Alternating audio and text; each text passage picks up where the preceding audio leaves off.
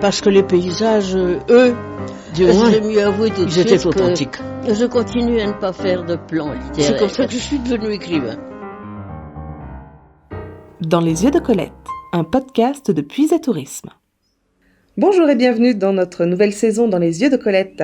Après avoir entendu nos libraires, nous nous attacherons pour les prochains podcasts à cette belle nature de Puisay que Colette affectionnait tant. Pour ce premier rendez-vous autour de cette thématique, nous sommes avec Pierre-Emmanuel Deleuze, membre de l'association pour la sauvegarde de la Puisay, qui s'attache à mettre en lumière les dangers du réchauffement climatique, l'importance de la flore comme de la faune, des arbres, de l'eau et comment les préserver. Bonjour Pierre-Emmanuel. Bonjour. Alors en quelques mots, est-ce que vous pourriez vous présenter donc vous vivez ici en Puisay à Tanner, je pense ? Oui, c'est ça. Donc je m'appelle Pierre-Emmanuel, j'ai 43 ans et je vis en Puisay depuis quelques années, depuis 3 ans, et j'ai un lien avec la Puisay depuis ma naissance, puisque j'ai été dans notre maison de famille à Tanner depuis toujours. J'y ai passé énormément de temps et je suis tombé amoureux de ce pays le plus loin que puissent remonter mes souvenirs. Donc je suis Poyaudin de cœur depuis ma tendre enfance. D'accord, donc un lien très fort avec le territoire. Un lien très fort, et alors on peut parler de Colette, puisqu'il y a une thématique d'actualité sur Colette. C'est vrai que ce que je retrouve beaucoup dans son œuvre, c'est ça, c'est ce lien de l'enfance avec le pays de Puisay. Ce lien presque charnel, presque maternel d'une région qui m'a adopté et que j'ai adopté très tôt. Et bien sûr, en toile de fond, cette nature omniprésente. Alors justement, la nature, c'est vraiment la Puisay, c'est une terre d'eau et de forêt, hein, comme le dit son nom d'origine gauloise. Et il y a cette association donc pour la sauvegarde de la Puisay dont vous faites partie. Alors comment vous en avez entendu parler et pourquoi vous investir au final dans cette association ? Alors là aussi, c'est venu très tôt, parce que j'étais déjà passionné, enfant et adolescent, par la Puisay. Et cette association, à l'origine, au début des années 90, elle s'est constituée autour d'une figure assez emblématique du pays, à Mézille, qui était Jean Lavolée, et qui était un ami de mon père. Et en fait, il s'est constitué autour de cette personne un noyau de passionnés, j'allais dire de militants, mais en tout cas de passionnés par la protection de la Puisay. Et moi j'avais 12-13 ans et je me suis intéressé au sujet et j'ai voulu aussi, moi, apporter ma pierre à l'édifice. En l'occurrence, à l'époque, il y avait un projet très important, très conséquent à Mézille d'enfouissement de déchets ultimes, en provenance d'un peu partout et notamment d'autres pays d'Europe. Et l'association est née comme ça, d'un combat pour empêcher qu'on fasse n'importe quoi. Il ne s'agissait pas de protéger uniquement un idéal, mais aussi concrètement de se battre pour trouver des solutions harmonieuses et non pas des projets destructeurs. D'accord, donc vraiment cette envie de protéger, comme vous dites, voilà, pas l'idéal qu'on peut se faire d'une nature un peu sauvage, mais de quelque chose de jardiné, avec tous les acteurs en fait vivant sur le territoire. Oui, je crois que la nature et la nature préservée, la nature sauvage, elle est finalement notre point d'entrée à tous dans cette Puisay qu'on aime. Ces paysages de bocage, mais aussi de cultures plus ouvertes, ces forêts, ces arbres, ce bois omniprésent, avec tout ce mystère, avec les parfums, avec ces animaux, cette faune, cette flore. C'est l'eau, évidemment, vous en parliez tout à l'heure, qui est omniprésente aussi en Puisay, et c'est tout ce rapport à l'enfance, à l'imaginaire. Ça, c'est la Puisay qu'on porte tous dans notre cœur, et celle qui nous a touchés, à mon avis, quand on a découvert ce pays, quelles que soient nos origines, quel que soit notre parcours ou l'âge auquel on est arrivé ici.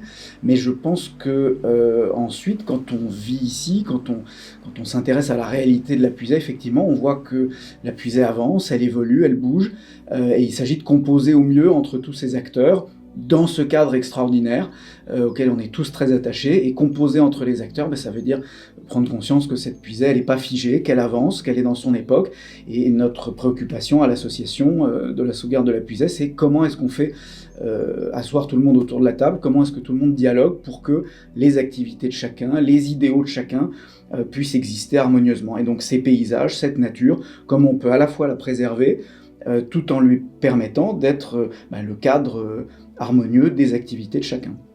Oui, et pour le coup, l'association, en fait, se pose un peu comme une référence sur les questions d'environnement et de défense aussi du patrimoine. Vous souhaitez intervenir, ou en tout cas être un peu médiateur sur des questions autour de l'éolien, autour du patrimoine rural, sur la protection bocage et haies, ou même encore autour de la communication, des zones blanches. Alors par quelles actions est-ce que vous agissez ? Oui, donc je vous ai dit tout à l'heure, l'association est née autour d'un combat, donc sur un projet très précis. Mangue s'est constituée, où elle a pris vraiment son identité.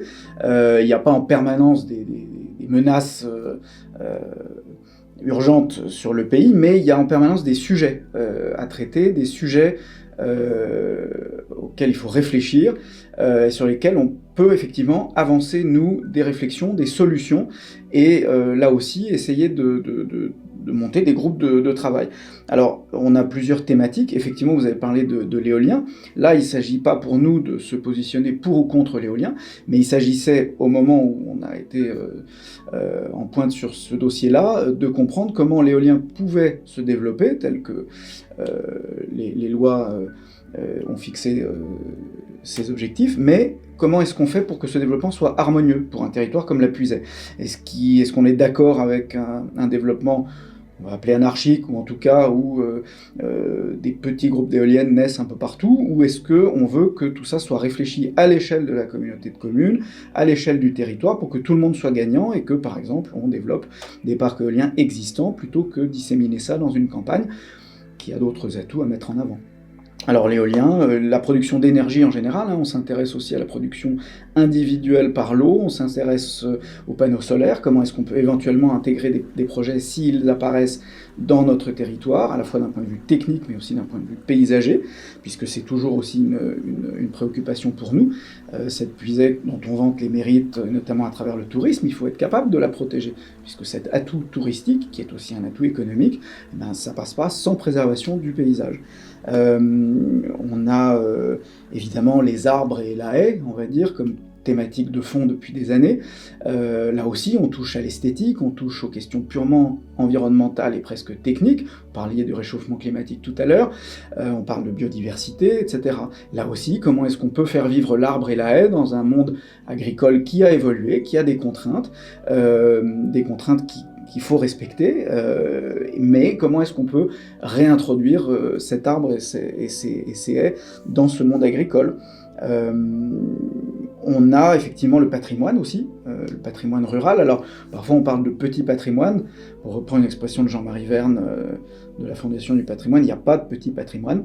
On pense que la Puisaye c'est un tout, et qu'on parle d'un abri de cantonnier, qu'on parle d'un calvaire dans Lavoire, qu'on parle d'un calvaire au croisée de chemin, ça va avec le paysage, ça va avec la nature, et ça va avec tout ce qui fait que cette puisaye a une personnalité, une identité qui va toucher ses habitants ou ses visiteurs. Donc la sauvegarde de la puisaye, l'association se positionne vraiment de manière transversale sur tous ces sujets, en posant au départ l'idée que tous ces éléments-là sont constitutifs de la personnalité de la puisaye, sont des atouts, et qu'il faut en oublier aucun. On est souvent en pointe sur des sujets qui passent un peu sous le radar, on va dire, notamment le patrimoine, le petit patrimoine, le patrimoine rural, qui nous touche beaucoup et qu'on essaie de protéger aussi.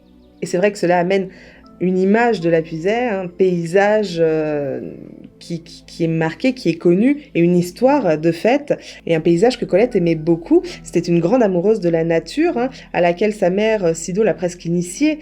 D'ailleurs, dans plusieurs de ses romans, on sent cet amour qu'elle a pour les paysages de Puisaye, comme notamment dans Claudine à l'école, lorsqu'elle dit, je cite, « Le charme, le délice de ce pays, fait de collines et de vallées si étroites que quelques-unes sont des ravins. C'est les bois profonds et envahisseurs qui moutonnent et ondulent jusque là-bas, aussi loin qu'on peut voir, des prés verts, les trous par place, de petites cultures aussi, pas grand-chose, les bois superbes dévorant tout. » Alors c'est vrai que cette image qu'avait Colette fin des années fin 19e, début 20e, a quelque peu évolué du coup, mais est-ce que vous aussi vous partagez cette vision qu'a Colette de cette nature ? Oui, totalement, et même si le paysage change et la technique des hommes change, je crois que ce qu'elle fait passer dans ses œuvres, cet amour de la nature, de la puisaye, c'est ce qui finalement nous relie tous à cette puisaye. Je pense que on ne peut qu'être touché en puisaye par cette omniprésence de la nature, par ce foisonnement qui surgit.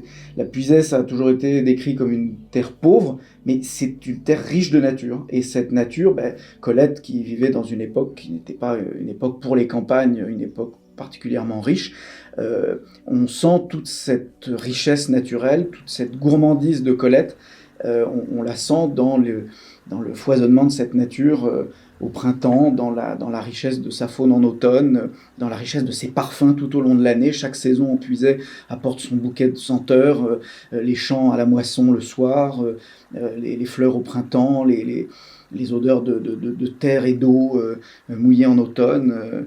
Ça, c'est quelque chose qui nous relie tous à la puisaye. Moi, si vous permettez, j'ai une passage, œuvre peut-être, une œuvre, enfin, là vous m'avez Colette. cité celle-ci et je la connais moins, et pour moi il y a quelque chose que j'ai en tête en permanence, et notamment en fin de journée, ça revient toujours avec les derniers rayons du soleil, et ça, c'est dans les Vrilles de la Vigne, donc qui est un recueil de pas mal de choses différentes, et toutes n'ont pas de rapport avec la puisaye, mais alors je l'ai noté parce que je ne l'ai pas appris par cœur non plus, mais elle dit « J'appartiens à un pays que j'ai quitté.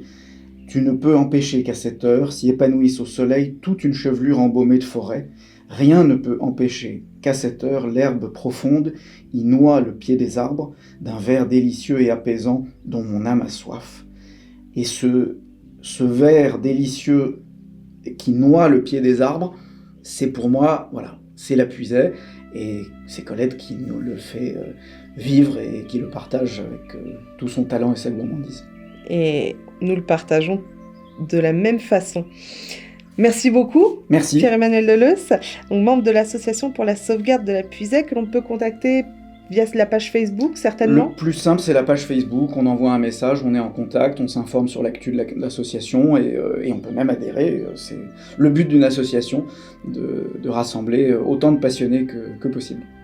Parfait, merci beaucoup. Chers auditeurs, nous nous retrouverons le mois prochain avec quelqu'un qui s'attelle à la restauration et à l'entretien des jardins du haut, du bas et même d'en face de la maison de Colette. C'est son jardinier Didier Charru. À bientôt. Parce que les paysages, eux, du moins, J'aime mieux avouer tout de ils étaient suite authentiques. que je continue à ne pas faire de plan littéraire. C'est comme ça que je suis devenu écrivain. C'était Dans les yeux de Colette, un podcast de Puisaye Tourisme.